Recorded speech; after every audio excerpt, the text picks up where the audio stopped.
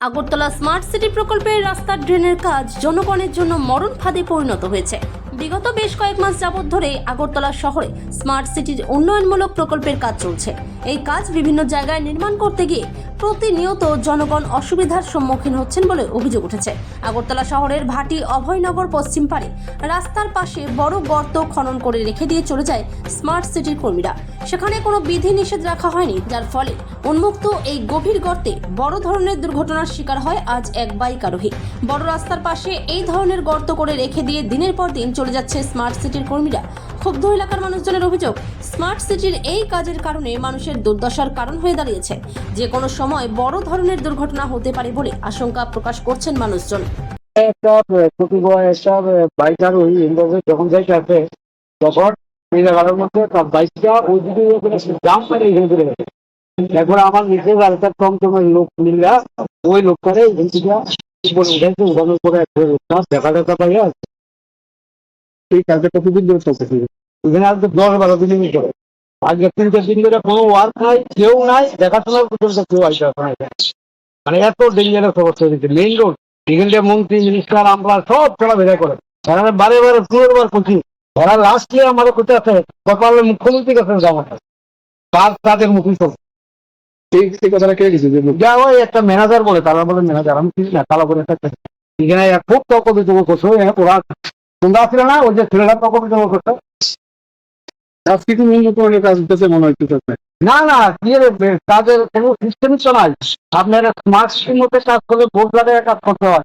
জনসাধারণের কোনো পাঁচ পয়সারও মূল্য নাই, এসব কাজ কোনো মূল্য নাই জনসাধারণের জীবন এরকম কাজে মানুষের আর মরণ দ্বিতীয় যাচ্ছে নাকি? হ্যাঁ একদম তো গ্যারান্টি। আপনারা দেখেন না সেখানে কি অবস্থা।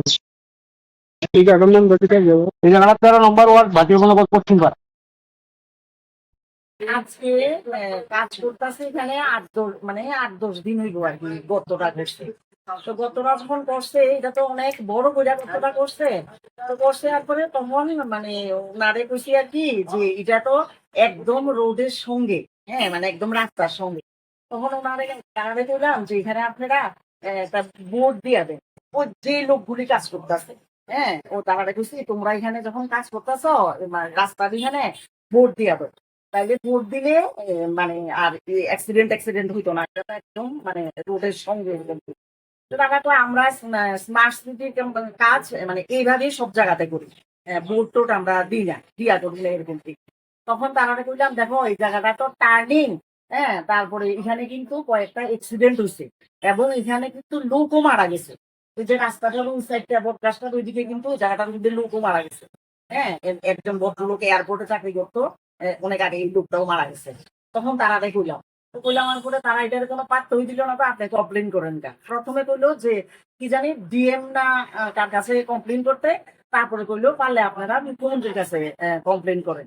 আমি কারে এখানে কমপ্লেনের কি আছে, তোমারে কইলাম একটা বোর্ড দিয়া দিলেই তো ওই জায়গাটার মধ্যে, তাইলে আর ইয়ে হয় না। এই তো আচ্ছা কি করে যে শুনলো না কইলো। এর মধ্যে আজকে 2-3 দিন ধরে তারা আবার 3-4 দিন হয় কাজেই আয় না। হ্যাঁ কাজে আয় না। এর মধ্যে আজকে সকালবেলা হইলো কি যে ওই একটা লোক বাইক দিয়ে যাইতেছে দূরে, তখন কত 5টা হইবো এরকম হইতে পারে। এই লোকটা এই কোনাটার মধ্যে, এই যে এই কোনাটার মধ্যে আইয়া লোকটা পড়ে গেছে। তখন যাইয়া সে স্লিপ কাটতেই বোধহয় বসতে নাকি। তখন এবার আমি যাই আর একটা টমটম যাইতে লাগছিল, তারপরে যাইয়া টানেরে ধুইরা উঠাইছি আর কি।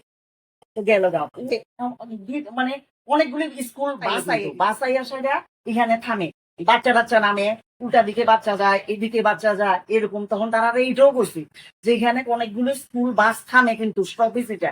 হ্যাঁ তারপরে তোমরা বাচ্চারা নামে কোনো কারণে বা যে হারে রাস্তাতে জাম লাগে, হ্যাঁ তোমরা এখানে ভোট দাও, ভোট দিয়া তারপরে তোমরা কাজ করো। এখন আমরা এইভাবে স্মার্ট সিটির কাজ করি না, আমি কোন কাজে করি। হ্যাঁ আজকে সকালবেলা হইছে, হ্যাঁ আরো যে আজকে যে এতদিন পর্যন্ত তারা আইতাছে না, হ্যাঁ এইভাবে করলে তো এখানে আরো ঘটনা ঘটতে পারে। ওরা তো নাই, তারপরে ওরারে দেখলাম হ্যাঁ কাজ করুক, এখানে একটা বোর্ড দিয়ে কাজ করুক বা কাজটা যেন তাড়াতাড়ি করে। আজকে 4-5 দিন ধরেই তো তারা নাই। এটা 13 নম্বর ওয়ার্ড, 13 নম্বর ওয়ার্ড।